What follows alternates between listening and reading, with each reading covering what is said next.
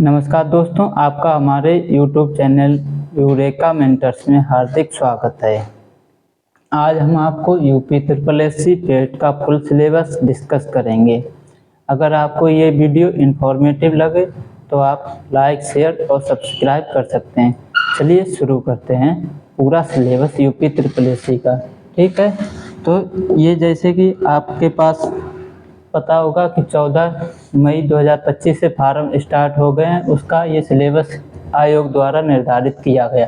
इसमें टोटल प्रश्नों की जो संख्या होगी वो 100 होगी, यानी 100 मार्क्स जो सिक्योर करेगा।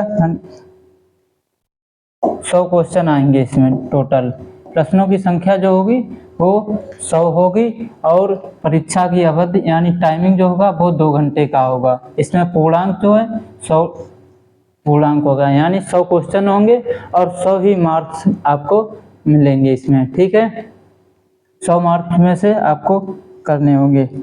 इसके बाद में आपको सब्जेक्ट है। सबसे पहले आपको सब्जेक्ट जो है वो है हिस्ट्री, यानी इतिहास। भारतीय इतिहास के बारे में आपको क्वेश्चन आएंगे और जिसमें से 5 मार्क्स यानी 5 क्वेश्चन आपको भारतीय इतिहास से देखने को मिलेंगे। ठीक है, जिसमें सबसे पहला कौन कौन से टॉपिक आएंगे भारतीय इतिहास में। सबसे फर्स्ट टॉपिक है सिंधु घाटी की सभ्यता, ये इससे क्वेश्चन आएगा। उसके बाद नेक्स्ट टॉपिक है वैदिक संस्कृति। उसके बाद नेक्स्ट टॉपिक है बौद्ध धर्म, गौतम बुद्ध की जीवनी एवं गौतम बुद्ध की शिक्षाएं।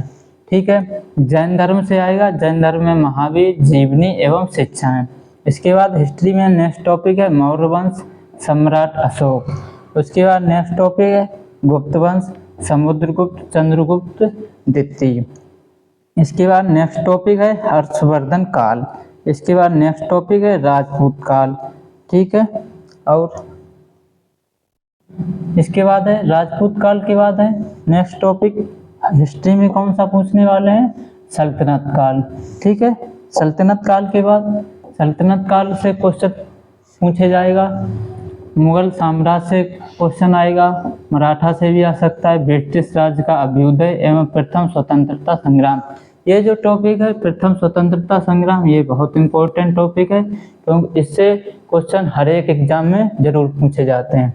इसके बाद ब्रिटिश राज का सामाजिक आर्थिक प्रभाव, ये सभी टॉपिक जो है इतिहास के हैं और इसमें से इतने ही टॉपिक आपको क्लियर करने हैं। ठीक है, जो आपका 5 मार्क्स सिक्योर करेगा। इसके बाद हिस्ट्री में ही एक मॉडर्न हिस्ट्री पूछी जाएगी, यानी भारतीय राष्ट्रीय आंदोलन, इंडियन नेशनल मूवमेंट से क्वेश्चन आएंगे।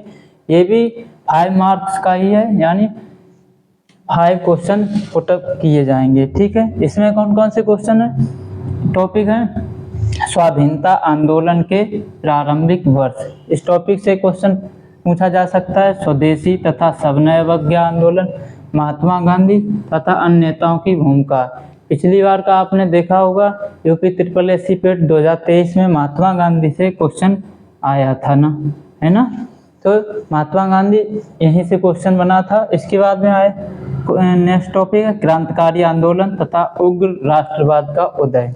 नेक्स्ट टॉपिक है इंडियन नेशनल मूवमेंट में विधायी संशोधन तथा ब्रिटिश इंडिया एक्ट 1935 यानी 1935। इसके बाद में इंडियन नेशनल मूवमेंट में भारत छोड़ो आंदोलन, आजाद हिंद फौज तथा नेताजी सुभाष चंद्र बोस, इससे क्वेश्चन पूछे जाएंगे इंडियन नेशनल मूवमेंट में। टोटल 5 मार्क्स था। ठीक है, ये हो गया हिस्ट्री का सिलेबस। इसके बाद हम आते हैं ज्योग्राफी के यानी भूगोल के सिलेबस पर आते हैं। ठीक है, जो भूगोल का सिलेबस है उसमें जो क्वेश्चन आएंगे आपके 5 मार्क्स के आएंगे, यानी 5 क्वेश्चन पूछे जाएंगे आपसे और 5 ही नंबर के होंगे। ठीक है, इसमें कौन कौन से टॉपिक हैं। जो फर्स्ट टॉपिक है भारत एवं विश्व का भौतिक भूगोल पूछा जाएगा। उस भारत में विश्व के भौतिक भूगोल में नंबर 1 टॉपिक जो है वो है नदियां तथा नदियों की घाटी। ठीक है, सेकंड टॉपिक है भूजल संसाधन। नेक्स्ट टॉपिक है पर्वत, पहाड़ियां तथा हिमनद।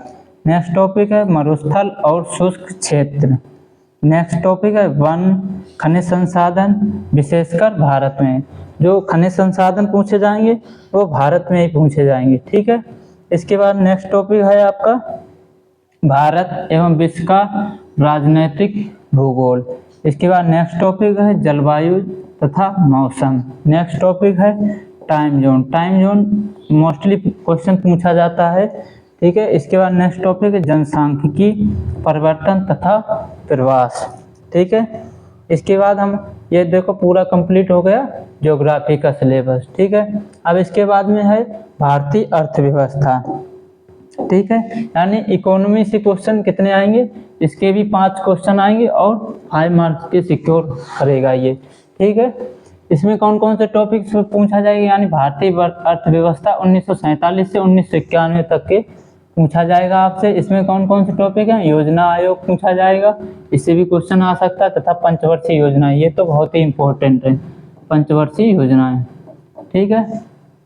इसके बाद पूछा जाएगा मिश्रित अर्थव्यवस्था का विकास, निजी एवं सार्वजनिक क्षेत्र, ठीक है। इसके बाद नेक्स्ट टॉपिक है हरित क्रांति। नेक्स्ट टॉपिक है इंडियन इकोनॉमी में दुग्ध विकास एवं ऑपरेशन फ्लड, ठीक है, ऑपरेशन फ्लड के बारे में। इसके बाद बैंकों का राष्ट्रीयकरण तथा सुधार। नेक्स्ट टॉपिक है वर्ष 1991 में आर्थिक सुधार तथा उसके बाद की अर्थव्यवस्था, ठीक है। नेक्स्ट टॉपिक है इसमें वर्ष 2014 के पश्चात के आर्थिक सुधार। इसके बाद नेक्स्ट टॉपिक है कृषि सुधार, ढांचागत सुधार, श्रम सुधार, आर्थिक सुधार और जीएसटी। ये जीएसटी वाला जो है ये थोड़ा इम्पोर्टेंट रहेगा इसमें, क्योंकि इसमें क्वेश्चन अभी न्यू रिसेंटली का है, ठीक है, इसलिए। ये तो था इकोनॉमी का फुल सिलेबस, ठीक है। इसके बाद देखते हैं नेक्स्ट सब्जेक्ट। इसके बाद नेक्स्ट सब्जेक्ट जो है भारतीय संविधान, यानी कॉन्स्टिट्यूशन से पॉलिटी से क्वेश्चन कितने पूछे जाएंगे, 5 क्वेश्चन आएंगे, यानी 5 मार्क्स सिक्योर कर रहा है, ये भी सेम ही है, ठीक है। भारतीय संविधान में कौन कौन से क्वेश्चन पूछे जाएंगे, कौन कौन से टॉपिक से क्वेश्चन पूछे जाएंगे। नंबर 1 है टॉपिक भारतीय संविधान की मुख्य विशेषताएं। क्या क्या मुख्य विशेषताएं भारतीय संविधान की, इससे क्वेश्चन पूछा जा सकता है। राज्य के नीति निर्देशक सिद्धांत जो है उससे क्वेश्चन पूछा जा सकता है। इसके बाद नेक्स्ट 3 है मौलिक अधिकार एवं कर्तव्य, इससे क्वेश्चन पूछा जा सकता है। नेक्स्ट टॉपिक है संसदीय प्रणाली, इससे क्वेश्चन पूछा जा सकता है। संघीय प्रणाली, संघ एवं केंद्र शासित प्रदेश, केंद्र राज्य संबंध, इससे क्वेश्चन पूछा जा सकता है। न्यायिक ढांचा, सर्वोच्च न्यायालय, उच्च न्यायालय, ठीक है, इससे क्वेश्चन पूछा जा सकता है। नेक्स्ट टॉपिक है जिला प्रशासन तथा नेक्स्ट टॉपिक है स्थानीय निकाय तथा पंचायती राज संस्थाएं।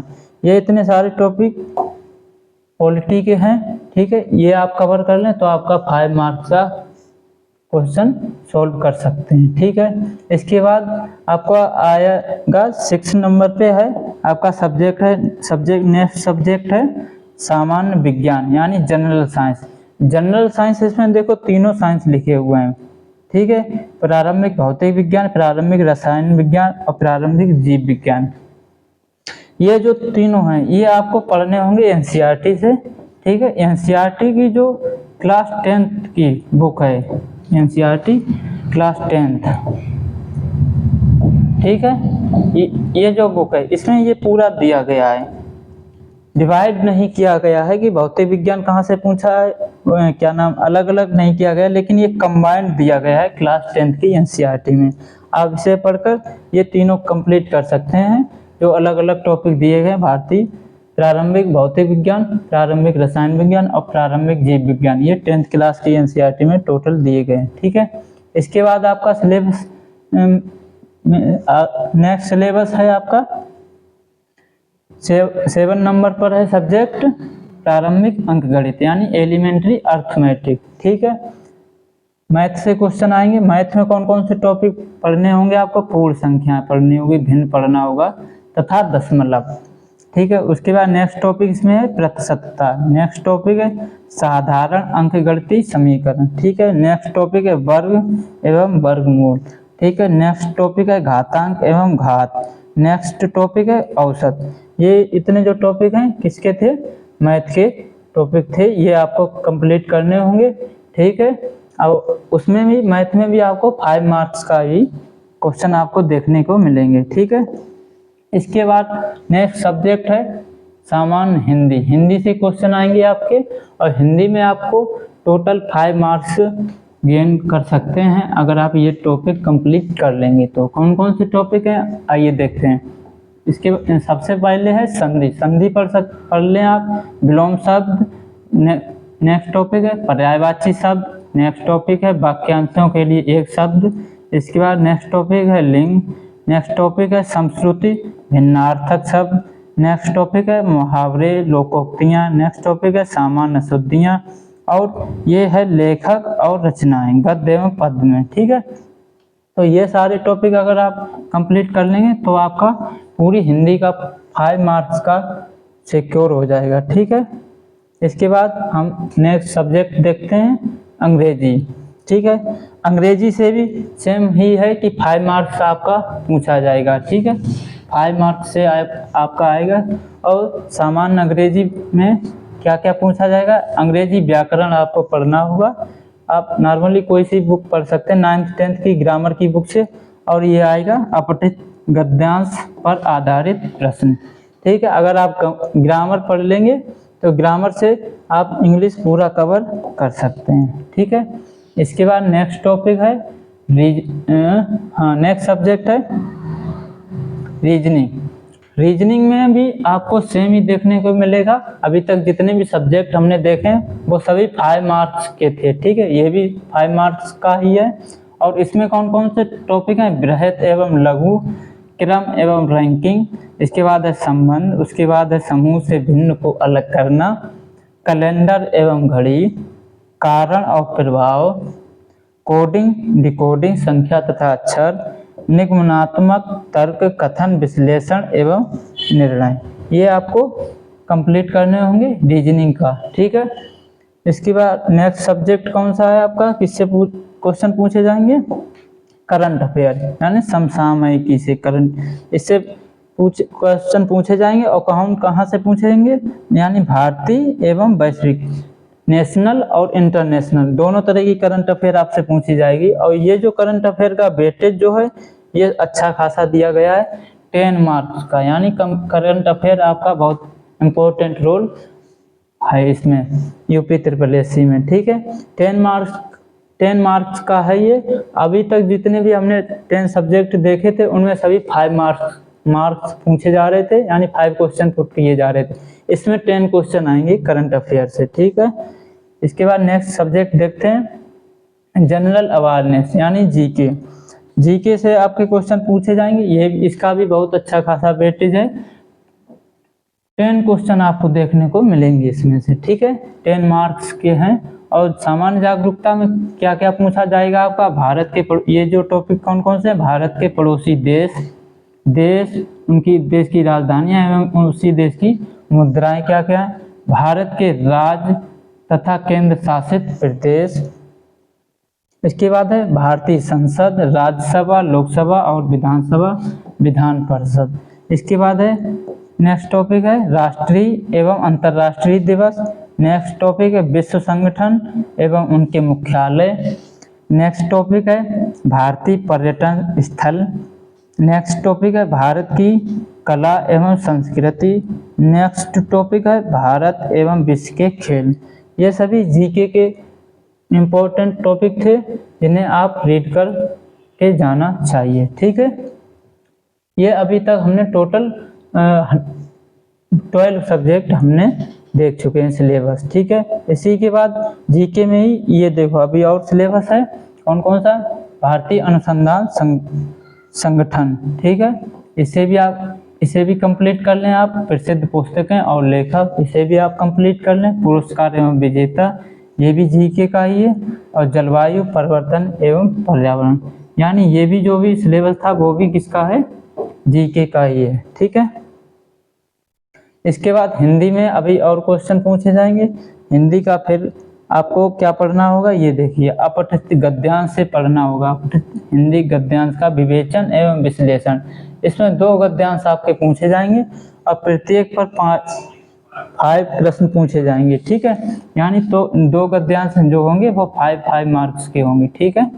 इस टाइप से पूछा जाएगा। इसका भी वेटेज अच्छा खासा है, 10 मार्क्स का है टोटल, ठीक है। इसके बाद है ग्राफ से क्वेश्चन पूछेगा। नेक्स्ट क्या है सब्जेक्ट 14 नंबर पे ग्राफ की व्याख्या एवं विश्लेषण। इसमें भी 2 ग्राफ आएंगे और प्रत्येक पर क्या होगा 5 प्रश्न होंगे, यानी 2 ग्राफ होंगे तो इसमें भी 5 होगा, ठीक है। 5 मार्क्स, ठीक है। ये हो गए।